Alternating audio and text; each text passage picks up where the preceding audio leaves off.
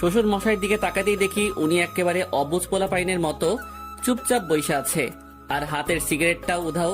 তারপর শ্বশুর মশাই আমার কানের কাছে এসে ফিসফিস করে বলল, জামাই, ওনারা এইভাবে হুট করে চলে আসে? আমার পূর্বের অভিজ্ঞতা আছে বলে আমি সিগারেটটাও উধাও করে দিয়েছি। এখন তুমি একটা কিছু বলে ওনাদের সান্ত্বনা দিয়ে দাও। এই তোমার কি কোনোদিনও বুদ্ধিশুদ্ধি হবে না? লুকিয়ে লুকিয়ে সিগারেট খাও ভালো কথা, এখন আবার জামাইকে নিয়ে খাচ্ছ। লজ্জা শরম কি আকাশে উঠাইছো? এই রে, এখন কি কমু? আমার শ্বশুর মশাইয়ের সাথে সাথে আমার মান সম্মানও তো মঙ্গল গ্রহে পাড়ি জমাইতেছে। এই রে, বুদ্ধি পাইয়া গেছি। আম্মা, আপনি আসলে ব্যাপার যেমন ভাবছেন ব্যাপারটা কিন্তু তেমন না। আপনার বুঝতে একটু ভুল হচ্ছে। আসলে আমার বাসায় বসে বোরিং লাগছিল, তাই একটু ছাদে আসছিলাম। আয়শা দেখি আব্বা মনে সুখ স্মোক করতেছে। এখন আপনি বলেন, উনি তো আমার আব্বা, আমি কেমনে যাই না শুই না উনারে মৃত্যুর মুখে ঠেলে দেই? আর আপনিও তো এখনো যথেষ্ট যুবতী, উনার কিছু হয়ে গেলে আপনার কি হইব? তাই উনার হাত থেকে বিড়িটা নিয়ে আমি উনাকে বুঝাইতেছি যে এটা আমাদের কোনো উপকার করে না, শুধুমাত্র অপকার ছাড়া। আর এইটা খাইলে ক্যান্সারের ঝুঁকি রয়েছে। মুহূর্তের মধ্যে খেয়াল করলাম আমার শাশুড়ি আম্মা আমার কাছে এসে আমার মাথায় হাত বুলাচ্ছে। বাবা, তুমি তোমার আব্বার একটু ভালো করে বুঝাও, উনি তো আমার কথা শুনতেই চায় না। আব্বা, আব্বা গো, আপনার যদি কিছু হইয়া যায় তাইলে আমি আব্বা কারে কমু? আপনি আমারে কথা দেন, আপনি আর বিড়ি খাইবেন না। আচ্ছা বাজান, আমি আর বিড়ি খাবো না। তুমি আমার চোখ খুইলা দিছ। তুমি আমার মাইয়া জামাই না, তুমি আমার আব্বা। কথাটা কইয়াই আমারে জড়াইয়া ধইরা ওয়াও ওয়াও কান্না করাইয়া দিছে। তারপর কান্নাকাটি শেষ কইরা সবাইরে নিয়া ছাদ থেকে নামতে যাব, ঠিক তখনই আমার মহামান্য শ্বশুর মশাই আমার কানের কাছে এসে ফিসফিস করে বলল, জামাই, তুমি কিন্তু হেব্বি টাউটা আছো। তারপর আমিও শ্বশুর আব্বা কানের কাছে গিয়ে ফিসফিস করে বললাম, আব্বা, মেয়ে মানুষ আপোষে না মানতে চাইলে পাম্মাইরা বসে আনতে হয়, আর কিছু টুকটাক মিছা কথা কমন লাগে আর কি। তারপর জামাই শ্বশুর হাত মিলাইয়া দুইজন দুইজনের জানুমানু লইয়া 2 রুমে গিয়ে ঘুমিয়ে পড়লাম। পরের দিন সকালে নাস্তা করে 2 জামাই শ্বশুর বেরিয়ে পড়লাম। জামাই, তোমার শাশুড়ি কালকে সারা রাত তোমার প্রশংসা শুধু কইরা গেছে। আব্বা, আমি কার মেয়ের জামাই সেটা দেখতে হইব না? আমি আপনার ধারাটা বজায় রাখবো না? জামাই, তোমার সাথে আমার এমন মিল হইব জানলে কবেই তোমারে খুঁজা বাইর করতাম, আমার মাইয়ারে তোমার হাতে তুইলা দিতাম। আব্বা, আপনার মতো এমন একটা শ্বশুর আমার মতো প্রত্যেকটা আপডেট পোলাপাইন আশা করে। থ্যাংক ইউ জামাই।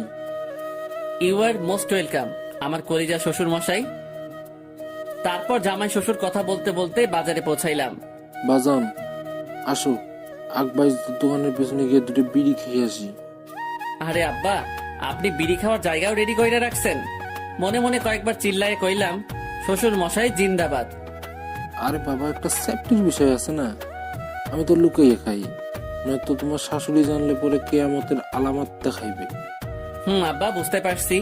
তারপর বিড়ি খাওয়া শেষ কইরা 2 জন মিলে আবারও বাড়িতে চলে আসলাম।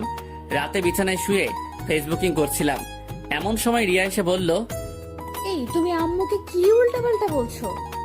আম্মু আমাকে বকা দিচ্ছে কেন? লেখুকা, আমি কখন আম্মারে কি কইলাম? তুমি আম্মুকে কেন বলছো আমি তোমার যত্ন করি না? ও মা, তা আমি কি মিথ্যা কথা বলছি নাকি? দেখো, আমি কোনো ঝামেলা করতে চাই না, তুমি আর এসব আম্মুকে বলবা না। মামা বাড়ির আবদার, সত্যি কথা বললেই দোষ, তা আমারে মেনে নিলেই তো পারো। আমি না তোমার মতো ছেলেকে কখনোই মেনে নেব না।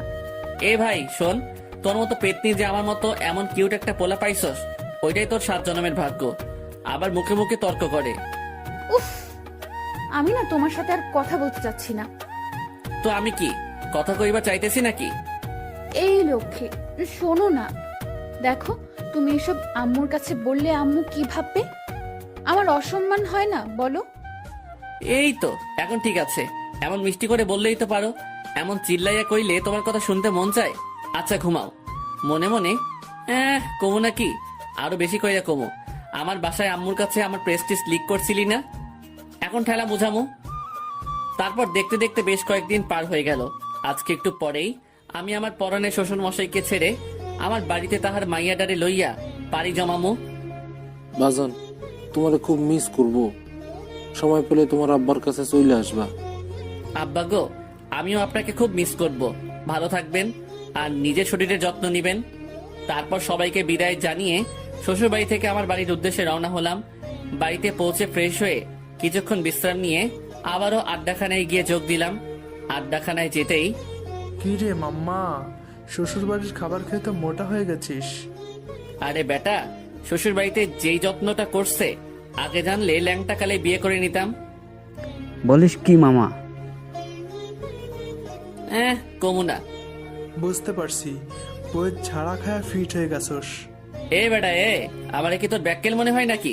বউকে আরো উল্টো বাস দিয়ে আনছি। এখন আমার বাসায় গিয়ে দেখবি বউ আমার একেবারে তারের লাহান সোজা হইয়া গেছে।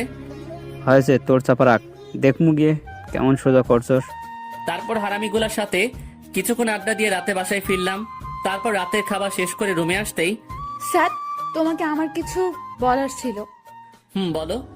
দেখ, আমরা দুজন দুজনকে সহ্য করতে পারি না। সব সময় ঝগড়া বিবাদ লেগেই থাকে। যেখানে স্বামী স্ত্রী একে একজনের বিপদে আপদে পাশে দাঁড়ায়, সেখানে আমরা ব্যস্ত থাকি একজন আরেকজনের বিপদের কারণ হওয়ার জন্য। সেটা ঠিকই বলছো। স্যার, আমরা হয়তো কখনোই একসাথে হ্যাপি থাকতে পারবো না। আচ্ছা, আমরা চাইলেই তো সবকিছু ভুলে গিয়ে আবারও নতুন করে শুরু করতে পারি। সেটা সম্ভব না, কারণ আমরা দুজনেই একই ক্যাটাগরির। আচ্ছা ঠিক আছে, আমি আর কখনো তোমার সাথে অকারণে ঝগড়া করব না, কখনো তোমার কষ্টের কারণ হব না। না স্যার, এটা বলা যতটা সহজ, করা ততটাই কঠিন। তাহলে তুমি কি বলতে চাচ্ছ? স্যার, আমাকে ভুল বোঝো না, আমি তোমার সাথে থাকতে পারবো না। মানে আমি ডিভোর্স চাই। রিয়ার মুখে এই কথাটা শোনা মাত্রই আমি বাকরুদ্ধ হয়ে গেলাম। তারপর নিজেকে কিছুটা স্বাভাবিক করে নিয়ে বললাম, তো তুমি আমার সাথে মজা করছো তাই না? না, আমি তোমার সাথে মোটেও মজা করছি না। আচ্ছা, আমি তো বলেছি আমি আর তোমার কষ্টের কারণ হব না, আর তোমাকে কখনো কোনো ধরনের প্রেশার ক্রিয়েট করব না। আচ্ছা, আমি ভুল করে থাকলে প্লিজ মাফ করে দাও। দেখো স্যার, এসব বলে আর কোনো লাভ হবে না। আমি তোমাকে চাই না, সেটা একবার বোঝার চেষ্টা করো। রিয়া, আমি নিচে ঘুমাবো, তোমার সাথে কখনো বাজে ব্যবহার করব না। প্লিজ রিয়া, দেখো আমার আম্মু তোমায় অনেক ভালোবাসে, আমি ওনাকে কি জবাব দেব? উনি অনেক কষ্ট পাবে। প্লিজ রিয়া। উফ স্যার, তুমি বুঝতে চাচ্ছ না কেন? তোমার সাথে থাকাটা আমার পক্ষে সম্ভব না। আচ্ছা, অনেক রাত হয়েছে, এখন ঘুমাও, আমরা সকালে কথা বলি। কি যেন ভেবে বলল রিয়া। আচ্ছা ঠিক আছে, ঘুমাও। না, তুমি ঘুমাও, আমি একটু বাইরে যাব। কথাটা বলার সাথে সাথে রিয়া কিছু না বলে চুপচাপ শুয়ে পড়লো। আর আমি বাইরে এসে করিডোরে দাঁড়িয়ে ভাবছি আমার ভুলটা কোথায়। আচ্ছা, আমি তো ওকে বলেছি আমি আর ওকে বিরক্ত করব না, তবুও ও বুঝতে চাচ্ছে না কেন? আমার নিজের জন্য এতটা কষ্ট হচ্ছে না, তবে আমি আমার ফ্যামিলিকে কি জবাব দেব? কি বলবো আম্মুকে? কথাগুলো ভাবতে ভাবতে চোখের কোণ থেকে কয়েক ফোঁটা জল গড়িয়ে পড়লো। তারপর রুমে গিয়ে একটু ঘুমানোর চেষ্টা করলাম, কিন্তু চোখের পাতাটা কোনোভাবেই এক করতে পারছি না। বুকের ভেতরটার ভয়ানক তীব্র যন্ত্রণায় ছটফট করছি। রিয়ার দিকে তাকিয়ে দেখি ও নিশ্চিন্তে ঘুমাচ্ছে। খুব ইচ্ছে করছে ওর মায়া মাখা মুখটায় একটা সুখের পরশ এঁকে দিয়ে খুব করে বলতে, প্লিজ তুমি আমাকে ছেড়ে যেও না। আচ্ছা, হঠাৎ ওর ছেড়ে যাওয়ার কথায় আমি এত কষ্ট পাচ্ছি কেন? আমি কি তাকে সত্যি সত্যি ভালোবেসে ফেলেছি? না, কিছুই বুঝে উঠতে পারছি না। সকালে রিয়া নাস্তা করে রুমে আসতেই বললাম, রিয়া রেডি হয়ে নাও, উকিলের কাছে যাব তোমার ডিভোর্সের জন্য। ভেবেছিলাম কথাটা শোনার পর রিয়া কিছুটা শকড হবে, কিন্তু তেমন কিছুই ঘটলো না। উল্টো ও স্বাভাবিক স্বরে বলল, আমি রেডি হয়ে নিচ্ছি, তুমি নাস্তা করবে না? না, বাইরে খেয়ে নিব, তুমি রেডি হয়ে নাও। রিয়া রেডি হওয়ার পর ওকে নিয়ে বেরোতে যাব, তখনই আম্মু এসে, কিরে, তুই এই সময় বৌমাকে নিয়ে কোথায় যাচ্ছিস? একটু ঘুরতে যাব, বাসায় বসে বোরিং লাগছে। তার নাস্তা করবি না? নাস্তা করে যা। না আম্মু, এমনিতেই লেট হয়ে গিয়েছে, আমি বাইরে খেয়ে নেব, তুমি টেনশন করো না। কিরে, তোর চেহারাটা এমন শুকনো শুকনো লাগছে কেন? মলিন হাসির আড়ালে চেহারার কষ্টের ছাপটা লুকানোর চেষ্টা করে বললাম, না আম্মু, আমি ঠিক আছি। তারপর রিয়াকে নিয়ে বেরিয়ে পড়লাম উকিলের অফিসের উদ্দেশ্যে। গাড়িতে আমি চুপচাপ হয়ে বসে থাকলেও লক্ষ্য করলাম রিয়ার মধ্যে তার কোনো প্রতিক্রিয়া হচ্ছে না। ও স্বাভাবিকভাবেই বসে বাইরে প্রকৃতিটাকে উপভোগ করছে। তারপর যথাসময়ে উকিলের অফিসে পৌঁছে কথাবার্তা বলে জানতে পারলাম আমাদের ডিভোর্স হবে, কিন্তু শর্ত হচ্ছে আমাদের এখন থেকে 3 মাস অবধি একই ছাদের নিচে একসাথে কাটানো লাগবে। তারপর 3 মাস পরেও যদি আমরা এখানে এসে স্বীকার করি যে আমরা একসাথে থাকতে চাচ্ছি না, তাহলে আমাদের ডিভোর্স হবে। তারপর উকিলের অফিস থেকে বেরিয়ে রিয়াকে জিজ্ঞেস করলাম, এখন কি করব? এখানে তো আর কিছু করার নেই, আমাদের 3 মাস অপেক্ষা করা ছাড়া আর তো কোনো উপায় দেখছি না। তা তুমি কি আমার বাসায় যাবে নাকি তোমাদের বাসায় দিয়ে আসবো? দেখো প্লিজ, আব্বু আম্মুকে এই কথাটা জানিও না। ডিভোর্স হওয়ার পর আমি ওনাদের জানাবো। তার আগে ওনারা জানতে পারলে আমার উপর প্রেশার ক্রিয়েট করবে। আর এই 3 মাস স্বাভাবিক হয়েই তোমার সাথে থাকবো। আচ্ছা ঠিক আছে, তবে এটা খেয়াল রাখবা আমার আব্বু আম্মু যেন এসবের কিছু জানতে না পারে। জানবে না। তারপর রিয়াকে নিয়ে বাসায় এসেই আমি আড্ডাখানার উদ্দেশ্যে বেরিয়ে পড়লাম। ভেতরে কষ্টগুলো ভেতরেই থেকে যাচ্ছে, না কাউকে বলতে পারবো না কাউকে বোঝাতে পারবো। হয়তো হারামিগুলোর সাথে কিছুক্ষণ আড্ডা দিতে পারলে মনের কষ্টগুলো কিছুটা হালকা হবে। আর মনে রাস্তায় হাঁটছি আর এই কথাগুলো ভাবতেছি, যত কিছুই ঘটে যাক না কেন কাউকে কিছু বুঝতে দেওয়া যাবে না। আমাকে শক্ত হতে হবে, নিজের সাথে লড়াই চালিয়ে যেতে হবে। কিন্তু আমি যে এখনই ক্লান্ত হয়ে গেছি, কষ্টগুলো আর নিতে পারছি না। শত চেষ্টা করেও নিজেকে সামনে নিতে পারছি না। তারপর আড্ডাখানায় পৌঁছাতেই, কি রে মামা, কি অবস্থা? দোস্ত জব্বর ভালা, তোদের কি অবস্থা? কিরে তোর চেহারা এমন লাগছে কেন? কি হয়েছে তোর? কই কিছু না তো। দেখ সাদ, আমি তোকে ন্যাংটা কাল থেকে চিনি। তুই সব সময় হাসি খুশি থাকিস, কিন্তু আজ এমন মন মারা হয়ে আছিস কেন? আর ধুর বেটা, তেমন কিছু হয় নাই, এমনিতে একটু মন খারাপ আর কি। আচ্ছা তোর যত মন খারাপ, চল আজকে একটু বাইরে থেকে ঘুরে আসি। না রে, আজকে না, অন্য একদিন। তারপর হারামি দুইটা আমাকে এক প্রকার জোর করেই আমাকে নিয়ে ঘুরতে বের হলো। সারাদিন ঘোরাঘুরির পর সন্ধ্যার দিকে যেই ফিরলাম, ভেতরের কষ্টগুলো আবারও আমাকে গ্রাস করতে শুরু করলো। কোনো রকম রাতের খাবারটা খেয়ে তারপর বাসায় রাখা ঘুমের ওষুধ, এর থেকে বেশ কয়েকটা ঘুমের ট্যাবলেট খেয়ে শুয়ে পড়লাম। অতিরিক্ত ক্লান্তি আর ঘুমের মেডিসিন খাওয়ার কারণে কিছুক্ষণের মধ্যেই ঘুমিয়ে গেলাম। সকালে আম্মুর ডাকে ঘুম ভাঙলো। কে রে, এত বেলা হয়ে গেছে তবুও তোর ঘুম শেষ হচ্ছে না? মোবাইলের কি বাটামটাতে চাপ দেওয়ার পরই স্ক্রিনে তাকিয়ে দেখি 10টা বেজে গিয়েছে। এ কি আম্মু, 10টা বেজে গেছে? তুমি আমাকে আগে ডাক দিবা না? এর আগেও বেশ কয়েকবার তোকে ডেকে গিয়েছি, কিন্তু তুই তো উঠিসই না। ও আসলে কালকে একটু ঘোরাঘুরি করেছি তো, তাই হয়তো ক্লান্তির কারণে এমনটা হয়েছে। আচ্ছা আম্মু তুমি যাও, আমি ফ্রেশ হয়ে আসতেছি। আম্মু আমার কাছে এসে বসে, আমার মাথায় হাত বুলিয়ে দিয়ে, কি রে বাবা, তোর কি হয়েছে? কালকে সকাল থেকে লক্ষ্য করছি তুই কেমন যেন হয়ে গেছিস। আরে আম্মু কিছু হয় নাই, আমি ঠিক আছি। এই, আমি না তোর মা, আমাকে বল না তোর কি হয়েছে। আম্মু আমি ঠিক আছি, আমার কিচ্ছু হয়নি। কথাটা বলার সাথে সাথেই আম্মু এক প্রকার ডাক দেখিয়েই আমার রুম থেকে বেরিয়ে গেল। এই আম্মুটা না একদমই আমার কথা বিশ্বাস করছে না। এই মা জাতি টানা বড়ই অদ্ভুত। আপনি ভালো থাকার অভিনয়টা সবার সামনে করতে পারলেও এই মায়ের সামনে এসে আপনি হেরে যাবেন, আপনার অভিনয় চোখে ধরা পড়ে যাবে। প্রায় 15 দিন পর, এই 15 দিন আমি আর রিয়া একই ছাদের নিচে থেকেছি ঠিকই, কিন্তু আমাদের মধ্যে কোনো কথাই হতো না, যে যার মতো থাকতাম। অবশ্য প্রথম দিকে আমি ওর সাথে নিজে থেকে কথা বললেও ও সবসময় আমাকে ইগনোর করত, আমাকে অবহেলা করত। এক কথায় আমাকে তার বিরক্ত লাগতো। তাই এখন আর আমিও তাকে বিরক্ত করি না। রাতে খাবার খেয়ে রুমে আসতে রিয়া বলে উঠলো, স্যার, কালকে একটু আমার ফ্রেন্ডের বাসায় যাওয়া লাগবে, খুব অসুস্থ, তাই একটু দেখতে যাব। আমাকেও যেতে হবে, আম্মুকে নিয়ে যাও। না না, আমি একাই যেতে পারবো। সে কি, একা কিভাবে যাবে? আচ্ছা ঠিক আছে, আমি তোমায় নিয়ে যাব।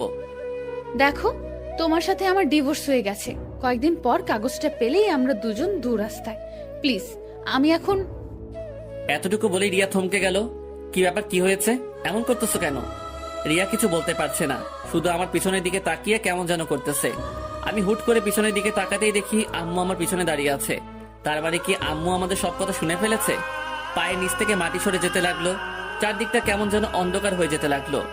আম্মুকে এখন কি বলবো, আমার মাথায় কিছুই আসতেছে না। আম্মু কিছু বলতেছে না, শুধু চুপচাপ দাঁড়িয়ে একবার আমার দিকে আর একবার রিয়ার দিকে তাকাচ্ছে। তারপর হঠাৎ করে আম্মু আমাদের কিছু না বলে রুম থেকে চলে গেল। আই এম সরি, আমি ভাবি নাই এমনটা হয়ে যাবে। আচ্ছা তুমি ঘুমাও, আমি আম্মুর কাছে যাচ্ছি। শোনো, আমি কি তোমার সাথে আসবো? না, তোমার আসার দরকার নেই, তুমি ঘুমাও। কথাটা বলেই আমি আম্মুর রুমের দিকে পা বাড়ালাম। আম্মুর রুমে প্রবেশ করতে দেখলাম আম্মু হুইল চেয়ারে বসে দোল খাচ্ছে। আমি আম্মুর কাছে যেতেই আম্মু চেয়ার থেকে উঠে দাঁড়িয়ে বলল, ছাদে আয়। তারপর আম্মু ছাদের দিকে যাওয়ার জন্য পা বাড়াতে লাগলো, আর আমিও আম্মুর সাথে সাথে ছাদে পৌঁছালাম। আমাকে জানালি না কেন? আম্মু তুমি কষ্ট পাবে তাই। তো আজ না কাল তো সবাই জানবে। কিন্তু যে কয়েকদিন এটা চাপা থাকবে ততদিনই তো তোমরা একটু হাসি খুশি থাকবে। আম্মু প্লিজ তুমি এই বিষয়টা আর অন্য কাউকে জানিও না। আচ্ছা, তোদের সমস্যাটা কি? আম্মু প্লিজ ওসব জানতে চেও না, তুমি প্লিজ এই কথাটা আর কাউকে বইলো না। আম্মু কিছুক্ষণ চুপ থেকে বলে, আচ্ছা, তবে এটা ঠিক করছিস না। কথাটা বলেই আম্মু ছাদ থেকে নিচে চলে যেতে লাগলো। পরের দিন সকালে নাস্তা করে রিয়া তার বান্ধবীর বাড়ি যাওয়ার জন্য রওনা হয়ে গেল। তারপর প্রায় বিকেলের দিকে বাসায় আসলো। রিয়া বাসায় আসতেই আমি আড্ডাখানার উদ্দেশ্যে বেরিয়ে পড়লাম। আড্ডাখানায় যাওয়ার পথে আমার এক স্কুল ফ্রেন্ড ইকবালের সাথে দেখা। আরে সাপ, তুই কেমন আছিস? ভালোই, তোর কি অবস্থা? হ্যাঁ ভালো। তা তোকে তো দেখাই যায় না, থাকিস কোথায়? আরে দোস্ত, ভৈরব হাজী আহমদ কলেজে অ্যাডমিট হয়েছিলাম। এখন তো বাসা থেকে গিয়ে প্রতিদিন কলেজ করা সম্ভব না, আর নানার বাড়ি তো ভৈরবে, তাই নানার বাড়িতে থেকেই পড়াশোনাটা চালাতে হচ্ছে। ও আচ্ছা। তারপর বল, তোর কি অবস্থা? শুনলাম বিয়ে করে নিয়েছিস। তা মামা, ভাবিটাকে তো দেখালি না। তোর ভাবিকে তো আগেই দেখেছিস। মানে?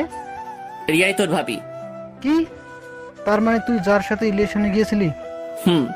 কিন্তু আমি তো সকালের দিকে খালার বাসা থেকে আসার সময় রিয়াকে দেখলাম অন্য একটা ছেলের সাথে একই রিক্সায় ঘুরে বেড়াচ্ছে। ওর কথাটা শোনা মাত্রই ভেতরটা কেমন যেন কেঁপে উঠলো। আরে না, কি বলিস? রিয়া তো রিয়ার বান্ধবীর বাসায় গিয়েছে, তুই হয়তো ভুল দেখেছিস। আরে না বেটা, আমার নিজ চোখে দেখেছি। তাহলে হয়তো ওর কোনো আত্মীয় টাত্মীয় হবে। আচ্ছা দোস্ত, তাহলে চল আড্ডাখানায়। না রে দোস্ত, আমার একটু বাজারের ভেতরে কাজ আছে। ও আচ্ছা ঠিক আছে, ভালো থাকিস। তুইও। তারপর আমিও আড্ডাখানার উদ্দেশ্যে পা বাড়ালাম। মাথাটা কেমন যেন ঘুরছে। তাহলে রিয়া কি আমাকে মিথ্যে বলল? ও কি কারোর সাথে রিলেশনে জড়িয়ে গিয়েছে? না না, এটা কিভাবে সম্ভব? ও তো এমনটা করলে অন্তত আমি টের পেতাম না। কিছুই ভাবতে পারছি না, সবকিছুই যেন মাথার উপর দিয়ে যাচ্ছে না, কিছুই ভালো লাগছে না। তাই আড্ডাখানায় না গিয়ে আবারও বাসার দিকে পা বাড়ালাম। বাসায় পৌঁছে আমার রুমে যেতেই দেখি রিয়া বিছানায় শুয়ে টিভি দেখছে। আমি টিভি রিমোটটা হাতে নিয়ে টিভিটা অফ করে দিতেই রিয়া বলে উঠলো, কি ব্যাপার, টিভি অফ করলো কেন? চেয়ারে বসতে বসতে, তুমি তোমার কোন ফ্রেন্ডের বাসায় গিয়েছিলে? কেন? জানতে চাচ্ছি আর কি। আমি তোমার সব প্রশ্নের উত্তর দিতে বাধ্য নই। হ্যাঁ সেটাই তো, কারণ আমার সব প্রশ্নের উত্তর দিতে গেলে তো তোমার সব কুকর্ম ধরা পড়ে যাবে। কি বাজে কথা বলছো? তুমি তোমার কোনো মেয়ে ফ্রেন্ডের বাসায় যাওনি। তুমি কার সাথে ঘুরতে বের হয়েছিলা? কোনো নাগরের সাথে? দেখো স্যার, তুমি কিন্তু সীমা অতিক্রম করছো। আমি আফরিনের বাসায় গেছিলাম, ও অসুস্থ।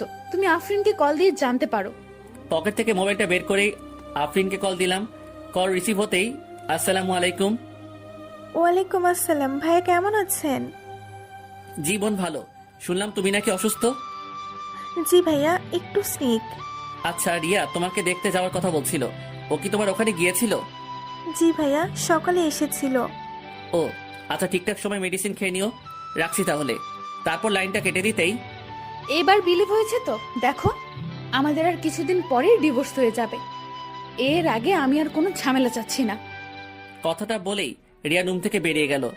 আমারও ভালো লাগছিল না, তাই বিছানায় শুয়ে পড়লাম একটু বিশ্রামের জন্য। কিন্তু মাথা থেকে একটা বিষয় কিছুতেই যাচ্ছে না। ইকবালকে তাহলে সত্যি ভুল দেখলো? 21 দিন পর রাত প্রায় 3টা, কোন এক অজানা কারণে ঘুমটা ভেঙে গেল। হঠাৎ বিছানার দিকে চোখ যেতেই দেখি রিয়া বিছানায় নেই। কি ব্যাপার, এত রাতে রিয়া কোথায় যাবে? মুহূর্তের মধ্যে আবার ভাবলাম হয়তো টয়লেটে গিয়েছে। কথাটা ভেবেই আবার চোখের পাতা বন্ধ করে ঘুমানোর চেষ্টা করলাম। কিন্তু রহস্যময় ব্যাপার হলো, আমার কেন যেন মনে হচ্ছিল কিছু একটা ঝামেলা আছে। না একটু সজাগ থেকে দেখি তো। টয়লেটে গেলে তো 15 মিনিটের বেশি লাগার কথা না।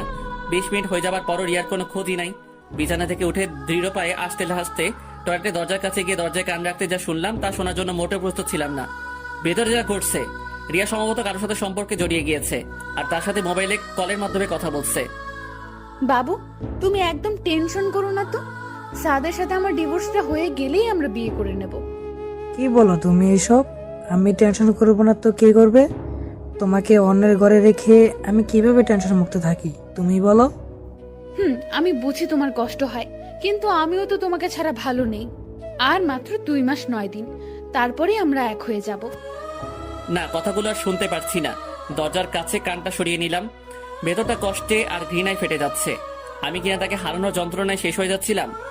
দরজার সামনে দাঁড়িয়ে আছি, প্রায় 10 মিনিট হয়ে গেছে। কিছুক্ষণ পরে রিয়া টয়লেট থেকে বের হতেই আমাকে দেখে থমকে গেল। ভয়ার্ত চেহারা নিয়ে রিয়া আমার দিকে এক দৃষ্টিতে তাকিয়ে আছে। কিছুক্ষণ পরেই রিয়া টয়লেট থেকে বের হতেই আমাকে দেখে থমকে গেল। ভয়ার্ত চেহারা নিয়ে রিয়া আমার দিকে এক দৃষ্টিতে তাকিয়ে আছে। কি ব্যাপার, এত ভয় পাচ্ছ কেন? কিছু হয়েছে?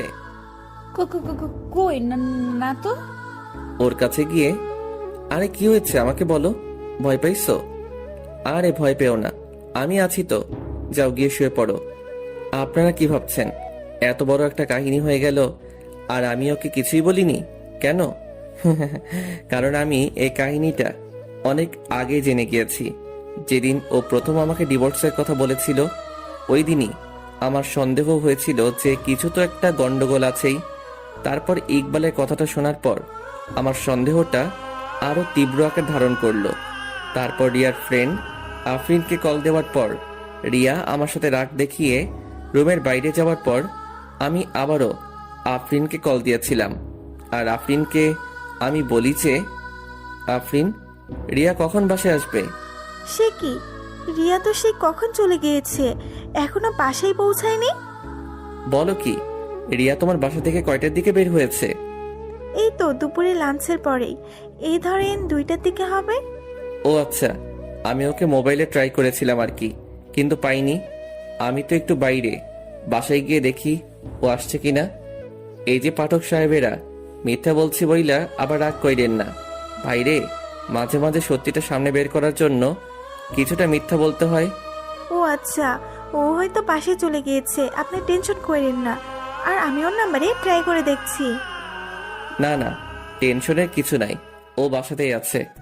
আম্মু এখন মেসেজ দিয়ে বলল।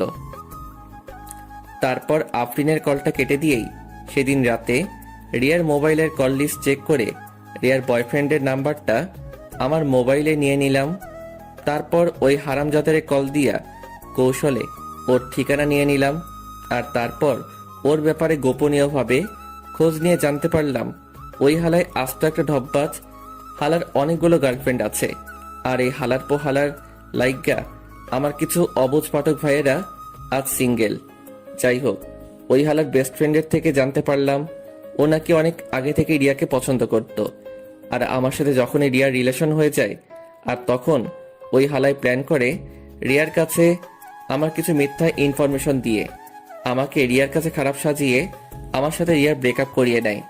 আর তারপর রিয়ার একাকিতার সময়গুলোতেও ও পাশে থাকার অভিনয় করে ওর দুর্বলতার সুযোগ নিয়ে ওকে প্রপোজ করে। রিয়ার ভরসার হাত হয়ে রিয়ার পাশে দাঁড়ানোর আশ্বাস দেয়। আর রিয়াও ব্যাককেলের মতো ওর ফাঁদে পাড়া দিয়ে দেয়।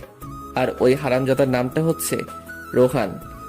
আর রোহানের ফ্রেন্ডের সাথে কথা বলে যতটুকু জানতে পারলাম, রিয়া নাকি আমাকে অসম্ভব ভালোবাসতো, কিন্তু রুহাইন্নার দেওয়া কিছু ভুল ইনফরমেশনের জন্য ও আমাকে ছেড়ে যেতে বাধ্য হয়েছিল। আর সবকিছু জানার পরও আমি এখনো কেন চুপ আছি, রিয়াকে কেন সবকিছু বলে দিচ্ছি না, এই প্রশ্নটা আপনাদের মনে করানাচ্ছে তো? দেখেন, আমি যদি এখন রিয়াকে সবকিছু বলে দেই তাহলে রিয়া আমাকে বিশ্বাস নাও করতে পারে। তাই আমি আর আমার হারামি দুইটা বেস্টু লইয়া একখান সেই লেভেলের প্ল্যান তৈরি করলাম। আর আমাদের প্ল্যানটা হচ্ছে, রোহান যখনই তার অন্য গার্লফ্রেন্ডের সাথে মিট করতে যাবে তখনই সরাসরি রিয়াকে সেখানে যে কোনো উপায়ে হাজির করে ওই হালার আসল রূপটা রিয়ার সামনে লাইভ উপস্থাপন করব। এই যে পাঠক ভাইয়েরা, আপনারা আবার কাউকে এই প্ল্যানের কথা কইয়েন না, তাইলে রোহাইন্না জেনে গেলে সব প্ল্যান ভেস্তে যাইব। এখন তাড়াতাড়ি ভিডিওতে একটি লাইক কমেন্ট করেন তো। তারপর রিয়া কেমনভাবে যেন আমার দিকে বারবার পিছনে ফিরে তাকাতে তাকাতে রুমে গিয়ে কাচুমাচু হয়ে শুয়ে পড়ল। আর এই যে আমিও যাই একটু ঘুমাই গিয়ে। আপনাদের সাথে কথা বলতে বলতে এমনিতেই আমার সাদের ঘুমের 12টা বেজে গিয়েছে। Good night. তারপর প্রায় 3 দিন পর আমরা আমাদের প্ল্যানের সফলতার দ্বারপ্রান্তে পৌঁছালাম। মানে আজকে রুহাইন্না তার আরেকটা গার্লফ্রেন্ড লইয়া কিশোরগঞ্জ নেহাল পার্কে অবস্থান করিতেছে। আর আমিও রিয়ারে কল দিয়া কইলাম, রিয়া, তোমার আব্বু কিশোরগঞ্জ নেহাল পার্কের সামনে অ্যাক্সিডেন্ট করেছে, তুমি এক্ষুনি ওখানে চলে আসো। আর তারপর প্রায় 13 মিনিট পরেই রিয়া ওখানে এসে হাজির। তারপর দৌড়াতে দৌড়াতে আমার কাছে এসে বলল, সাদ, আব্বু কোথায়? আরে শান্ত হও, তোমার আব্বুর কিচ্ছু হয় নাই। মানে তাহলে আমাকে যে বললা আব্বু অ্যাক্সিডেন্ট করেছে? মানেটা আমার সাথে আসলেই বুঝতে পারবা। তারপর রিয়ার হাত ধরে নেহাল পার্কে প্রবেশ করে রোহানের পিছন থেকে আমি রিয়াকে ওর কাছে নিয়ে গিয়ে, দেখো তো চিনতে পারো কিনা তোমার এই নাগরকে, যার মিথ্যে মায়ে জড়িয়ে গিয়ে আমাকে ভুল বুঝে ছেড়ে গিয়েছিলে, আবার এখন বিয়ের পরও আমাকে আবার ছেড়ে যাচ্ছ এই ভণ্ডটার জন্য। রিয়া রোহানের সামনে যেতেই রোহানের গালে একটা ঠাস করে শব্দ শুই না বুঝতে পারলাম অ্যাকশন ডাইরেক্ট কেলানিতে চইলা গেছে। ওই হালা, তোর জন্মের ঠিক আছে? তুই নাকি আমার জন্য 13 নদী পার কইরা আমাকে সেফটি দিতে পারবি? এই তার নমুনা? তুই আমাকে কেন ঠকাইলি? তারপর রিয়া পাশে রাখা একটা আইক্কাওয়ালা বাস লইয়া রোহাইন্নারে ইচ্ছা মতো কেলাইতে লাগলো। অবস্থা বেগতিক দেখা রোহাইন্নার সাথে রোহাইন্নার গার্লফ্রেন্ডটাও বেইমানি কইরাল্ল। রিয়ার সাথে যোগ করিয়া রোহাইন্নারে কেলাইতে লাগিল। আর আমিও সেই লেভেলের ভাব লইয়া ক্যামেরাম্যান সাইজ্জা সব অ্যাকশন কাহিনীগুলা শুট করিতে লাগিলাম। তারপর অবস্থা বেগতিক দেখা আমি রিয়া আর ওই মায়াডার কাছে গিয়ে কইলাম, বইন রে, তোরা এই অবুজ পোলাডারে আর মারিস না, বেচারি মইরা যাইব। তারপর দেখলাম মহিলা দুইটা আমার দিকে বাস লইয়া আগাইতে লাগিল। আমি করুণ অবস্থায় পড়িয়া কইলাম, বইন রে, ওই হালারে মার ইচ্ছা মতো মার, তোরা মারতে থাক, আমি তোদের লাইগা ঠান্ডা পানি লইয়া আইতাছি। ইস, বইন দুইটা একেবারে হাঁপাইয়া গেছে। তারপর ফট কইরাই একেবারে হোসাইন বোল্টের গতিতে হাইটটা হাইটটা ঠান্ডা পানি সন্ধানে রওনা হইয়া গেলাম। তারপর পানি লইয়া যেই পৌঁছালাম দেখি মাইয়া দুইটা রোহান্নারে মাইরা একেবারে হোতাইয়া দিছে। আমি দৌড়াইয়া গিয়ে রোহান্নারে কাছে গিয়ে কইলাম, হাই হাই, তোমরা ওরে মেরে ফেলছো নাকি? উল্টো আরো ওই দুই মহিলা কইল, মেরে ফেলছি, ভালো করছি, নয়তো আরো অনেকগুলা মেয়ের জীবন ও নষ্ট করতো। তারপর রোহাইন্নারে তাড়াতাড়ি অ্যাম্বুলেন্সে কইরা মেডিকেলে পাঠাইয়া ওই মহিলাডারে ওর বাড়িতে পাঠাইয়া আমার সাথে মহিলাডারে আমার সাথে লইয়া বাড়ির উদ্দেশ্যে ভাগা দিলাম। বাড়িতে আইসা ফ্রেশ হইয়া যেই আমার রুমে গেলাম দেখি মাইয়া আমার সেই লেভেলের দুঃখী ভাব লইয়া চোখের জল ঝরাইতেছে। আমি ওর কাছে গিয়ে, রিয়া প্লিজ কান্না করো না, যা হবার তা তো হয়ে গেছে। তুই না হয় আমারে ভালোবাসিস নাই, তাই একটা মেয়ের সাথে রিলেশন করতে যাইতে পারছিলি, কিন্তু রুহাইন না, তোরা ছেলের জাতিটাই খারাপ। একটু আগে কি বললা আমি অন্য কারোর সাথে রিলেশনে গিয়েছিলাম? মানে? হ্যাঁ, আমার কাছে প্রুফ আছে। প্রুফ কোথা থেকে দেখাবে? আমি তো রিয়া ছাড়া অন্য কারোর সাথে সম্পর্কে যাইনি। কি, কোথায় দেখাও তো। ওর মোবাইলে একটা ভিডিও দেখিয়ে। এই মেয়েটা কে? আমি ভালো করে লক্ষ্য করে বুঝতে পারলাম এটা আদ্রিতা, ও আমার ফ্রেন্ড মামুনের ছোট বোন। এটা তো আদ্রিতা। কয় নাম্বার জিএফ এটা? What are you mad? এটা আমার ফ্রেন্ডের ছোট বোন বাসায় যাওয়ার জন্য রাস্তায় দাঁড়িয়েছিল রিক্সার জন্য, তো আমিও তখন তাদের বাসার ওই দিকে যাচ্ছিলাম, তাই ওকে ওর বাসায় নামিয়ে দিয়েছি। মিথ্যা কেন বলো? তোমার ওর সাথে রিলেশন আছে। দেখ ভাই, আমি তোর সত্যিটাই বলছি। এখন তুই বিশ্বাস করলে করতে পারিস, আর অবিশ্বাস করলেও করতে পারিস। তোর বিশ্বাস বা অবিশ্বাসে আমার কিচ্ছু যায় আসে না। হ্যাঁ, সেটাই তো। আমি তোমার লাইফে না থাকলেও তো তোমার কিচ্ছু হবে না, তোমার তো আবার অভাব নাই। মুখ সামনে কথা বলবা। আমি আর সবার মতো একজনকে রেখে আরেকজনকে সামলাতে জানি না। ও, তা এখন আমি রিলেশনে গিয়েছি তাতেই দোষ? আর তুমি যে রাস্তায় বসে তোমার নিউ জিএফ অনিতাকে আমাদের বিয়ের 9 দিন পরও নিজের হাতে ফুচকা খাইয়ে দিয়েছ। ওর মুখে এই কথাটা শোনা মাত্রই আর নিজেকে সামলে রাখতে পারলাম না। ওর গালে একটা কষিয়ে থাপ্পড় বসিয়ে দিলাম। গালে হাত দিয়ে আমার দিকে অবাক হয়ে তাকিয়ে চোখের কোণে পানি টলমল করছে। সাত, তুমি? হ্যাঁ, আমি অনেক সহ্য করছি তোমার ফালতু বকবকানি, মিথ্যা অপবাদ, আর কত দিবা। আমার লাইফটা তুমি বরবাদ করে দিয়েছ। আনিতা আমার ভাগ্নি হয়, ও মাত্র ক্লাস 6-এ পড়ে, আর তুমি ওকেও রেহাই দিলা না। একটা মানুষের মনের চিন্তাধারা যে এতটা নীচ আর জঘন্য হতে পারে তা আমার ভাবা ছিল না। আর শুনো, আমি এই রিয়া ছাড়া আর অন্য কাউকে মন দিতে পারিনি, তাই অন্য কারোর সাথে সম্পর্কেও জড়াতে পারিনি। তুমি আদ্রিতা আর আনিতার সাথে কথা বলে দেখতে পারো, আর এই দুজনেই তোমার কথা খুব ভালোভাবে জানে, আর তারা এও জানে তুমি আমার বিবাহিতা স্ত্রী। কি? তাহলে আফরিনও আমার সাথে বেইমানি করলো? মানে? চলো এক্ষুনি আফরিনের বাসায় যাব। তোমার প্রয়োজন থাকলে তুমি যাও, আমি যেতে পারবো না। আমার হাতটা ছেড়ে দিয়ে। ও, তার মানে তোমার মনে ভেজাল আছে, তাই তুমি যেতে চাচ্ছ না? আচ্ছা ঠিক আছে চলো। তারপর রিয়াকে নিয়ে বাইকে করে সোজা আফরিনের বাসার উদ্দেশ্যে রওনা হলাম। প্রায় 10 মিনিট পর আফরিনের বাসায় পৌঁছে কলিং বেল চাপ দিতেই আফরিন দরজা খুলে আমাদের দুজনকে একসাথে দেখে কিছুটা ভয় পেয়ে গেল। রিয়া, এই সময় তুই? আমাকে তো আসার আগে জানালিও না। আচ্ছা, তোমার শরীরের অবস্থা এখন কেমন? জি ভাইয়া, ভালো। কি রে আফরিন, ঘরে আসতে বলবি না? হ্যাঁ, সে কি, ঘরে আয়। তারপর আমি আর রিয়া আফরিনের ঘরে যেতেই রিয়া আফরিনকে জিজ্ঞেস করলো, আফরিন, তোর হাজবেন্ড কোথায়? ও তো অফিসে একটু বাইরে গিয়েছে। ও দেখ আফরিন, তুই অসুস্থ, তাই তোকে কোনো প্রেশার ক্রিয়েট করতে চাচ্ছি না। তুই শুধু এতটুকু বলে দে যে আমি তোর কি ক্ষতি করেছি যার জন্যে আমাকে তুই এত বড় শাস্তি দিলি। আমি আবার কি করলাম? তুই গত মাসে আমাকে কয়েকটা ছবি দেখিয়েছিলি যেখানে সাদ অনিতাকে ফুচকা খাইয়ে দিচ্ছে, আর তুই এও বলেছিলি যে সাদের সাথে নাকি অনিতার সম্পর্ক আছে, আর এটা তুই অনিতার মুখ থেকেই জেনেছিলি। আফরিন চুপচাপ হয়ে নিচের দিকে তাকিয়ে বসে আছে। কি ব্যাপার, কিছু বলছিস না যে? তুই আমার সাথে এটা কেমনে পারলি? অন্তত তুই তো জানতিস আমি সাদকে কতটা ভালোবাসতাম। ওর সাথে সম্পর্কে যাওয়ার কিছুদিন পরই রোহান আমাকে আজে বাজে কিছু মিথ্যা নাটক সাজিয়ে আমার কাছে সাদকে খারাপ বানিয়ে আমাকে সাদের জীবন থেকে সরিয়ে দিয়েছিল। ভেবেছিলাম বিয়ের পর অন্তত সাদকে আমি আমার রূপের জালে ফাঁসিয়ে আমার প্রেমে ফেলে দিব। ভাবতাম ও তো অন্য কারোর সাথে রিলেশন বিয়ের আগে করেছে, বিয়ের পর তো অনেকেই আছে যারা ভালো হয়ে যায়। অথচ দেখ, সাদ কিন্তু আমি ছাড়া কখনো কারোর সাথে রিলেশনে যায়নি। এই ছেলেটা আমার সুখের জন্য সব করেছে, আর বিনিময়ে আমি তাকে শুধু কষ্টই দিয়েছি। তুই জানিস আফরিন, ও আমাকে কতটা ভালোবাসে। দেখ না, আমি আমাদের বিয়ের 9 দিনের মাথায় যখন আমাকে জানিয়েছিলি সাদ অনিতার সাথে রিলেশন করে, তারপর আবারও আমার কাছ থেকে মন ভেঙে গেল। জানিস, অনেক কান্না করেছি সেদিন। যেদিন মানুষটাকে এতটা ভালোবাসি সেই মানুষটার কাছেই নিজে থেকে ডিভোর্স চেয়েছি, আর ও আমার সুখের জন্য আমাকে ডিভোর্স দিতেও রাজি হয়েছে।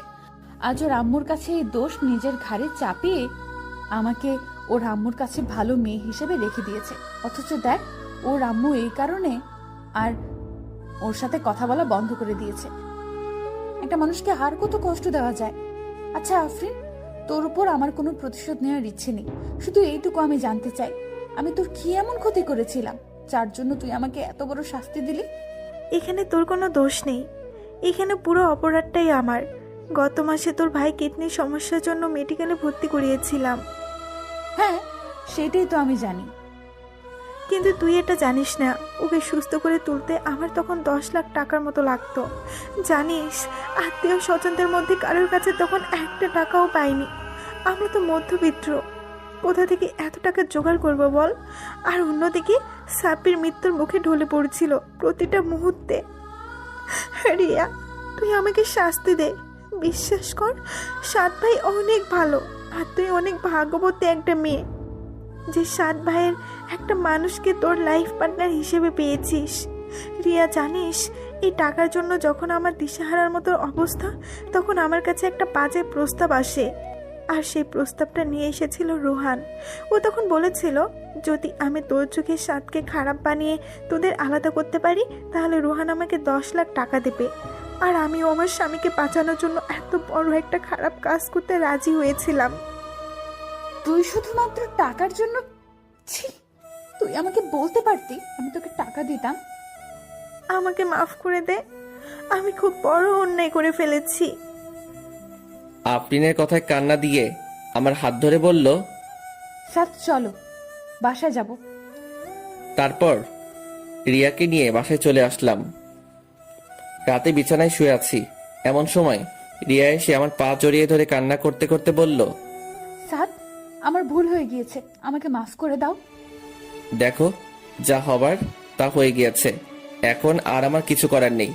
ডিভোর্স পেপারটা হাতে আসলেই আমি সাইন করে তোমাকে মুক্তি দিয়ে দিব।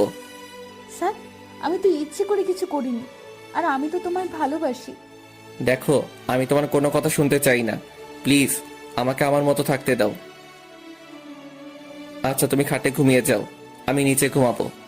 তারপর রিয়ার কথার কোনো উপেক্ষা না করেই আমি নিচে বিছানা করে শুয়ে পড়লাম। পরের দিন সকালে নাস্তা করে বাইরে বেরোতে যাব, ঠিক তখনই রিয়া আমার সামনে এসে আমাকে হঠাৎ করে জড়িয়ে ধরে হু হু করে কান্না করে দিল। এই কি হইছে? এমন বোকার মতো কান্না করতেছো কেন? প্লিজ আমায় ছেড়ে দিও না, আমি তোমায় অনেক ভালোবাসি। শুনো, একটা মানুষকে শুধুমাত্র ভালোবাসলেই হয় না, তার প্রতি বিশ্বাস আর ভরসাটাও রাখতে হয়, যেটা তোমার মধ্যে নেই। স্যার, আমি তোমায় অনেক বিশ্বাস করি। বিশ্বাস? তাও তুমি এই আমাকে? How funny. শুনো, ভালোবাসার মানুষটা ভুল করলেও তাকে শুধরানোর একটা সুযোগ দিতে হয়, তার পাশে থেকে ওই ভুল পথ থেকে তাকে ফিরিয়ে আনতে হয়। আর তাতেও যদি সেই মানুষটার মধ্যে কোনো পরিবর্তন না ঘটে তাহলে তাকে ছেড়ে দেওয়াটাই শ্রেয়। কিন্তু তুমি কি করছো? দেখো, আমাকে এইবারের মতো মাফ করে দাও, আমি আর কখনো এমন ভুল করব না। মাফ? তাও তোমায়? কই, আমাকে তো তুমি মাফ করনি। আমি যে তোমায় বলেছিলাম আমার আম্মু হার্টের রোগী, আমার আম্মু এটা সইতে পারবে না। তুমি আমাকে ডিভোর্স দিও না, আমি তোমার সব কথাই শুনবো, তোমার কোনো প্রকার কষ্টের কারণ হব না। আমাকে তো তুমি একটা সুযোগও দাওনি। আচ্ছা, আমি তো কোনো ভুল করিনি, তাও তুমি আমার শাস্তি দিয়েছ। আচ্ছা, তুমি ফিরিয়ে দিতে পারবে আমার কষ্টের সেই রাতগুলো? ফিরিয়ে আনতে পারবে আমার আর আম্মুর সেই বন্ধু মোহন সম্পর্কটাকে? আমার আম্মুর চোখের জলের মূল্য তুমি রিয়া দিতে পারবে? আমার আম্মু তো কোনো ভুল করেনি, তোমাকে সে নিজের মেয়ের থেকেও বেশি ভালো আর ভরসা করত। আর সে মানুষটার চোখের পানিও তোমার হৃদয়টাকে নরম করতে পারেনি। আমাকে তুমি যে শাস্তি দেবে আমি মাথা পেতে নিব, তবুও আমাকে ছেড়ে দিও না প্লিজ। আই এম সরি, তোমার শাস্তি একটাই, তুমি আমার জীবন থেকে চলে যাও। কথাটা বলেই আমি আমার বাইরে চলে আসলাম। রুবেলকে আর হাবিবকে কল দিয়ে আড্ডাখানায় আসতে বলে আমিও আড্ডাখানায় চলে গেলাম। তারপর ওদের সাথে আড্ডা দিয়ে দুপুরের দিকে বাসায় ফিরে গোসল করে দুপুরের খাবার খেয়ে একটু বিশ্রাম নিচ্ছিলাম। তখনই খেয়াল করলাম রিয়া রুমে বসে নীরবে চোখে জল ফেলতেছে। হঠাৎ করে কেমন যেন একটু মায়া হলো। আমি উঠে তার কাছে গিয়ে বসলাম। তারপর ওকে বললাম, দেখো রিয়া, কান্না করলে আর এখন কোনো লাভ হবে না। এত সুন্দর চেহারাটা শুধু শুধু খারাপ করো না। আমি একদিকে কান্না করতেছি আর তুই মজা লস? লেখোকা, আমি মজা লইলাম কই? আমি তো তোমাকে ভালো উপদেশ দিচ্ছি। দেখো, তোমার এই সুন্দর চেহারাটা নষ্ট হয়ে গেলে আর কেউই তোমার দিকে ফিরেও তাকাবে না, আর রোহানের মতো ছেলেরা তোমাকে পাওয়ার আকাঙ্ক্ষাও করবে না। তখন তোমার কি হবে? প্লিজ কান্না করো না। তুমি থাকো তোমার উপদেশ নিয়ে। কথাটা কইয়াই এক বদনা রাগ আমার দিকে ছুঁড়ে মাইরা আর এক বস্তা রাগ তাহার সাথে লইয়া ছাদের উদ্দেশ্যে ভাগা দিল। যা বাবা, বেশি কষ্ট দিয়ে ফেললাম না তো? নিশ্চয়ই এখন ছাদে গিয়ে ফুপিয়ে ফুপিয়ে কান্না করবে। থাক, কষ্ট পাক গিয়ে, সে কষ্ট পাইলে আমার কি? একটু কষ্ট করে বোঝুক, অন্য কাউকে কষ্ট দিলে তা সহ্য করতে তা কতটা কষ্ট হয়। তারপর আমিও হাত পা ছাইরা দিয়া সেই লেভেলের একটা ঘুম দিলাম। বিকেলের দিকে ঘুম ভাঙলো রুবেলের কলের রিংটং এর আওয়াজে। কিরে? কি রে বেটা, কই তুই? বাসায় ঘুমাইতেছি। তাড়াতাড়ি ঘুমটা পকেটে লয়ে আড্ডাখানায় আয়। আচ্ছা ভাই, মই আইতে আসি। তারপর বিছানা থেকে উঠে ফ্রেশ হয়ে আড্ডাখানার উদ্দেশ্যে বেরিয়ে পড়লাম। তারপর হারামিগুলোর সাথে আড্ডা শেষ করে রাতে বাসায় ফিরলাম। রাতের খাবার শেষ করে যে খাবার টেবিল থেকে উঠতে যাব, ঠিক তখনই লক্ষ্য করলাম রিয়া খাবার শুধু নাড়াচাড়া করছে, কিন্তু খাচ্ছে না। রিয়া, খাচ্ছ না কেন? আমার দিকে করুণ দৃষ্টিতে তাকিয়ে বলল, আমার খেতে ইচ্ছে করে না। মা, আমার তোমার কিছু হয়েছে? শরীর খারাপ? না বাবা, আমি ঠিক আছে। বিকালে হালকা কিছু খেয়েছি তো, তাই ক্ষুধা মরে গেছে। আচ্ছা, জোর করে খেয়ে নাও। কথাটা বলেই আমি আমার রুমে এসে কানে হেডফোন গুঁজে গান শুনতে শুনতে ঘুমিয়ে পড়লাম। 3 দিন পর রাতে বিছানায় শুয়ে আছি। এমন সময় রিয়া আমার কাছে এসে বলল, আমার কিছু বলার ছিল। বলো। তুমি তো বলো ছেড়ে যাওয়া না, মানিয়ে নেওয়াটাই ভালোবাসা। তাহলে তুমি আমাকে এখন ছেড়ে দিচ্ছ কেন? দেখো, তুমি যদি ভুল করতে বা আমায় শুধুমাত্র ছেড়ে যেতে, তাহলে আমি তোমায় মানিয়ে নিতাম। কিন্তু তুমি তো আমাকে শুধু ছেড়ে যাওনি, আমাকে দিনের পর দিন ঠকিয়েছ। বিয়ের আগে না হয় আমাকে কিছু না বলেই তুমি ছেড়ে গিয়েছিলে, কারণ আমি শুধুমাত্র একাই কষ্ট পেতাম। কিন্তু বিয়ের পর তুমি শুধু আমাকে ছেড়ে যাচ্ছিলে না, ছেড়ে যাচ্ছিলে আমার মা বাবা সবাইকে। তাদের বিশ্বাসের বুকে তুমি নিজ হাতে ছুরি চালিয়েছ। তারপরও আমি সবকিছুই মেনে নিতাম, কিন্তু তুমি আমাকে ছেড়ে গিয়ে অন্য কারোর সাথে সম্পর্কে জড়িয়ে গিয়েছ। আচ্ছা, কখনো যদি আমার ফ্যামিলির কেউ জানতে পারে তুমি আমাকে রেখে অন্য একটা ছেলের সাথে, ছি, তোমার এই সুন্দর চেহারাটা দেখলেও এখন আমার অসম্ভব ঘৃণা হয়। আর তুমি কথায় কথায় বলো তুমি আমায় ভালোবাসো। আচ্ছা, এটা কি সত্যিই ভালোবাসা? তুমি কোথাকার কোন ছেলের কথায় আমাকে অবিশ্বাস করে ফেললে? আমাকে একটাবার অন্তত জিজ্ঞেস তো করতে পারতে। আর আমাকে জিজ্ঞেস না করলেও তো তুমি অন্তত একটু খোঁজ নিয়ে তো দেখতে পারতে। তুমি আমায় অন্য একটা মানুষের কথায় হুট করে ছেড়ে দিলে। তা কাল যে অন্য কেউ এসে তোমাকে একটা বানিয়ে মিথ্যা প্রুফ দেখাইলো, আবার আমাকে ছেড়ে যাবা না, তার কোনো ভরসা তো নেই। আগে ভালোবাসার মানুষটাকে বিশ্বাস করতে শেখো, নয়তো জীবনে সবটুকু ভালোবাসা উজাড় করে দিলেও তুমি তার সাথে কখনোই সুখী হবা না। সুখটা হচ্ছে আমাদের নিজের রুচির আর বিলাসিতার উপর নির্ভর করে। যার রুচি আর বিলাসিতা যত কম, তার সুখ ততই বেশি। যাও, অনেক রাত হয়েছে, ঘুমিয়ে পড়ো। আচ্ছা, আমাকে কি কখনো তুমি মাফ করবে না? রিয়া, ঘুমাও গিয়ে, অনেক রাত হয়েছে। তার মানে আমাকে তুমি মাফ করবেই না? রিয়া প্লিজ, ডিস্টার্ব করো না তো, ঘুমাও প্লিজ। পরের দিন বিকেলের দিকে হারামিগুলোর সাথে আড্ডা দিতেছি। এমন সময় আম্মুর কল পেয়ে অনেকটাই চমকে উঠলাম। আম্মু আমার সাথে রিয়া আর আমার ডিভোর্সের কথাটা জানার পর আর আমার সাথে কথা বলেনি, আর আজ কল দিয়ে দিল। আমি তাড়াহুড়ো করে কলটা রিসিভ করতেই ওপাশ থেকে আম্মু ভয়ার্থ কণ্ঠে বলে উঠল, সাদ, বাসায় আয় এক্ষুনি। রিয়া কেমন যেন করছে, মনে হয় উল্টোপাল্টা কিছু খেয়েছে। ওর অবস্থা খুবই খারাপ, তুই তাড়াতাড়ি আয়। আমি আর এক মুহূর্তের জন্য দেরি না করেই বাসার উদ্দেশ্যে দৌড় দিলাম। আমার এমন পাগলামো দেখে রুবেল আর হাবিবও আমার সাথে সাথে দৌড় দিল। সাদ, কি হয়েছে? আমি কিছু বলতে পারছি না, শুধু দৌড়াচ্ছি। সাদ প্লিজ, কি হয়েছে বল। প্লিজ তোর আমার সাথে আয়। রিয়ার কি যেন হয়েছে। তারপর বাসায় পৌঁছে যে রিয়ার কাছে গেলাম, দেখি ওর মুখ দিয়ে লাল বের হচ্ছে আর অনেক বমি করতেছে। ওকে আমি কোলে নিতেই ওর হাত থেকে বিষের একটা ছোট সরে পড়ল। সর্বনাশ হয়ে গেছে, রিয়া তো বিষ খাইছে। সাদ, আমি গাড়ি বের করছি, তুই রিয়াকে বাইরে নিয়ে আয়। তারপর রিয়াকে কোলে নিয়ে গাড়িতে উঠিয়েই মেডিকেলের উদ্দেশ্যে রওনা হলাম। মেডিকেলে পৌঁছেই তাড়াহুড়ো করে রিয়াকে ইমার্জেন্সিতে ভর্তি করালাম। আমি অপারেশন থিয়েটারের বাইরে বসে আছি। এমন সময় আব্বু এসে আমার কাছে এসে আমার পিঠে হাত রেখে, চিন্তা করিস না বাবা, সব ঠিক হয়ে যাবে। হ্যাঁ, ওর কিছু হয়ে গেলে আমি ওর আব্বু আম্মুকে কি জবাব দেব? এই, তুই এভাবে বলছিস কেন? সব ঠিক হয়ে যাবে তো। তাই যেন হয়। প্রায় ঘন্টাখানেক পরেই অপারেশন থিয়েটার থেকে ডক্টর বেরিয়ে আসলো। আমি ডক্টরের কাছে গিয়ে জিজ্ঞেস করলাম, ডক্টর, রোগীর কি অবস্থা? আপনারা সঠিক টাইমে নিয়ে আসতে পেরেছেন, তাই রুগীর তেমন কোনো প্রবলেম হয়নি। রুগী ঠিক আছে। আপনি চাইলে একা গিয়ে ওনার সাথে দেখা করতে পারেন, তবে লক্ষ্য রাখবেন রুগী যেন বেশি কথা না বলে। তারপর আমি রিয়ার কাছে যেতেই দেখি রিয়া নিথর হয়ে বেডে শুয়ে আছে। আমি ওর কাছে গিয়ে ওর কাছে বসে ওর মাথায় হাত বুলাতে বুলাতে বললাম, এখন কি কিছুটা ভালো লাগছে? তুমি এই বোকামোটা না করলেও পারতে, যদি একটা কিছু হয়ে যেত।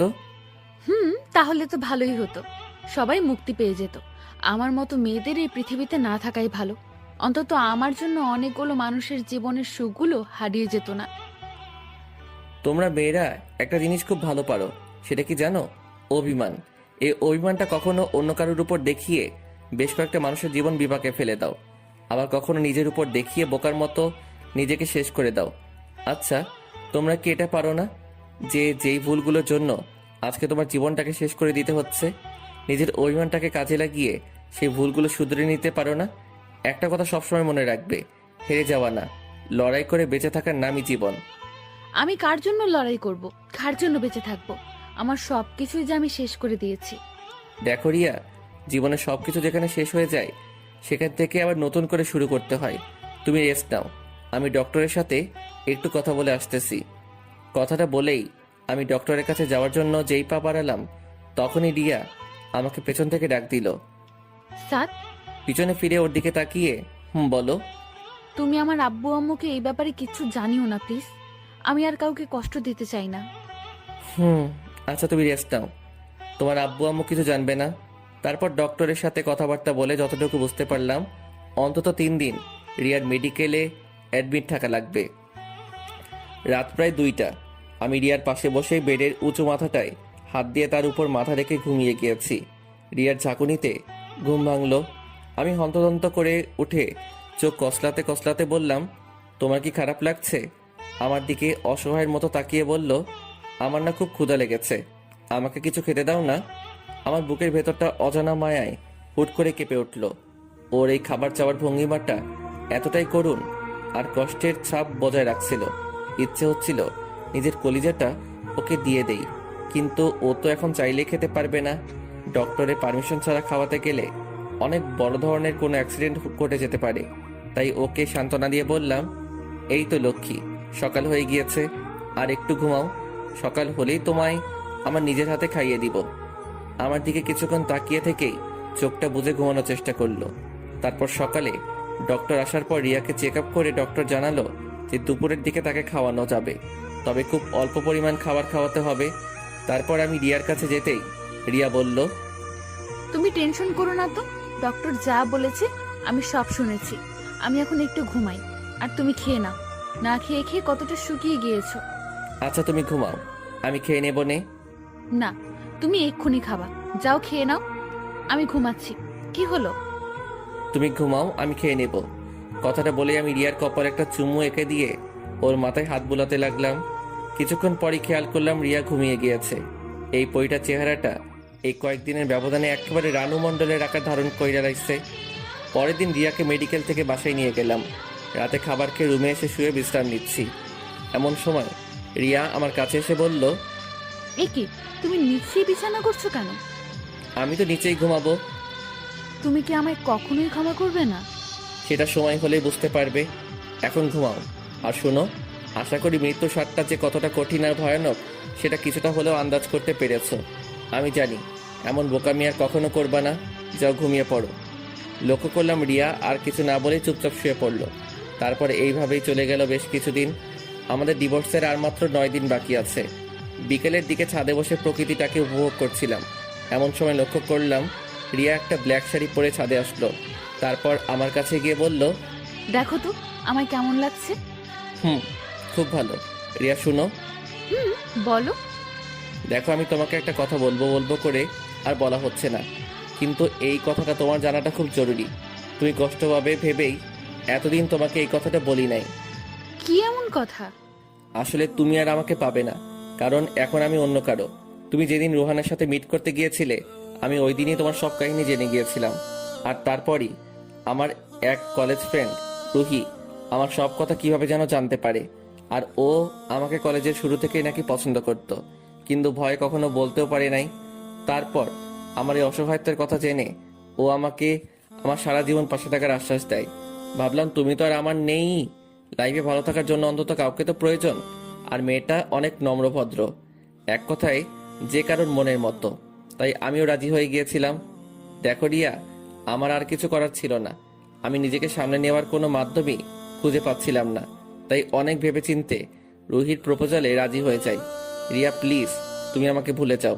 আমি রুহিকে ঠকাতে পারবো না। স্তব্ধ হয়ে আমার দিকে তাকিয়ে আছে। মুখে কোনো আওয়াজ নেই, আছে শুধু একরাশ হতাশা আর চোখের জল। ও রিয়া আর কিছু না বলেই ছাদ থেকে নিচে চলে যেতে লাগলো। বেচারি নিশ্চয়ই এখন রুমে গিয়ে ফুপিয়ে ফুপিয়ে কান্না করবে। তারপর দেখতে দেখতেই আরো 4টা দিন কেটে গেল, আর মাত্র 5টা দিন। তারপরই আমার আর রিয়া রাস্তা আলাদা, দুজন দুই দিকে। কেউ কাউকে চাইলেই দেখতে পারবো না, চাইলেই তার সাথে ঝগড়া করতে পারবো না। কেউ আর আমাকে জ্বালাবেও না। আমারও আর কারো জন্য সময় মতো বাসায় ফিরতে হবে না। আমরা দুজনেই মুক্ত হয়ে যাব। কারোরই কোনো ধরনের প্যারা থাকবে না, থাকবে না কারো অভিযোগ। আচ্ছা, আমরা দুজন আলাদা হলেই কি সব ঠিক হয়ে যাবে? আমরা সত্যি দুজন দুজনকে ছাড়া হ্যাপি থাকবো? কথাগুলো আমাদের বাসার করিডোরে দাঁড়িয়ে ভাবছি। ঠিক তখনই কারো ঠান্ডা আর শীতল হাতের স্পর্শে পিছনে ফিরে তাকাতেই দেখি আম্মু। আম্মু তুমি? হ্যাঁ আমি। তোরা তো নিজেদের ইচ্ছেতেই আলাদা হয়ে যেতে চাচ্ছিস। আচ্ছা, তোরা আলাদা হয়ে গেলে কি ভালো থাকবি? তোদের সমস্যাটা কি জানিস? কি? তোদের ইগো। এই ইগোটাকে তোরা প্রাধান্য দিতে গিয়ে তোরা নিজেরাই হেরে যাচ্ছিস, আর জিতে যাচ্ছে ইগো। একটু ভেবে দেখিস, রিয়া এই পর্যন্ত যা যা করেছে আমি সব কিছুই জানি। মানে তুমি কি জানো? রোহানের ব্যাপার থেকে শুরু করে সব কিছুই জানি, তবে মেয়েটা না বুঝে ভুল করে ফেলেছে, তাই বলে তুই ওর মতো ভুল করবি? কথাটা বলেই আম্মু রুমের দিকে পা বাড়ালো। আমারও কেন যেন কিছু ভালো লাগছিল না, তাই রুমে গিয়ে একটু ঘুমানোর চেষ্টা করলাম, কিন্তু কিছুতেই ঘুম আসছিল না। এমন সময় রিয়া এসে বলল, তুমি কি ফ্রি আছো? কিন্তু কেন? না মানে একটু আমাদের বাসায় যাবা? আব্বু আম্মুকে খুব দেখতে ইচ্ছে করছে। কিছুদিন পরেই তো একবারের জন্য তোমার আব্বু আম্মুর কাছে চলে যাবে। এই কথাটা বলতে গিয়েও কেন যেন বলতে পারলাম না। আচ্ছা কখন যাবে? মুখে মলিন হাসি বজায় রেখে বলল, বিকেলে।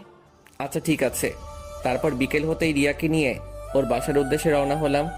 গাড়িতে বসে আছি, এমন সময় রিয়া আমাকে বলে উঠল, সাদ, এইটা হয়তো আমাদের বাসায় তোমার শেষ যাওয়া, তাই না? হয়তো। আচ্ছা, তোমার হাতটা একটু ধরতে পারি? আমি রিয়ার দিকে তাকাতেই দেখি ও কান্না করতেছে। ধরো। আর শুনো, এখন আর কান্না করে কোনো লাভ হবে না, নিজেকে সামলে নেওয়ার চেষ্টা করো। বিলিভ করো, আমি না অনেক ট্রাই করেছি, কিন্তু আমি কি করব, আমি যে পারছি না। সময় নাও, আস্তে আস্তে সব ঠিক হয়ে যাবে। কিছুক্ষণ পরেই আমরা আমাদের গন্তব্যে পৌঁছালাম, মানে আমার শ্বশুর বাড়িতে। তারপর শ্বশুর বাড়িতে যেই পা রাখলাম, আমার মহামান্য শ্বশুর মশাই আমাকে দেখিবা মাত্রই মুখে এক গাঁটটি হাসি বজায় রাখা আমার দিকে এগোতে এগোতে বলল, আরে আমার জামাই বাবা আসছে, তা এতদিন পর আমার কথা মনে পড়লো? আব্বাজান, আমার তো আপনার কথা প্রতি মুহূর্তেই মনে পড়ে, তাই তো আপনাকে দেখতে চলে এলাম। তা আব্বাজান, আপনি ভালো আছেন তো? বাবা, তুমি চলে আসছো না, এখন তো এমনিতেই ভালো থাকুন। যাও বাবা, ফ্রেশ হয়ে রুমে গিয়ে একটু বিশ্রাম করে নাও।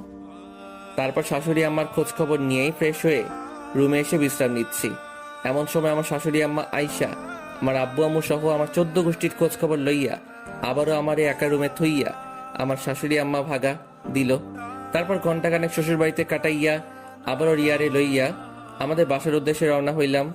পরের দিন আর মাত্র 2 দিন, এই 2টা দিনই আমি আর রিয়া একসাথে থাকতে পারবো। তারপরই সব শেষ। দুপুরের দিকে মোবাইলের কলের রিংটংটা বেজে উঠতেই দেখি রুবেলের কল। কি রে? সাদ, তুই এক্ষুনি একটু আমাদের আড্ডাখানায় আয় তো। এখন আসতে পারবো না, আমার ভালো লাগছে না। দোস্ত, খুব জরুরি দরকার, প্লিজ তুই আয়। কি যেন কিভাবে বলে দিলাম।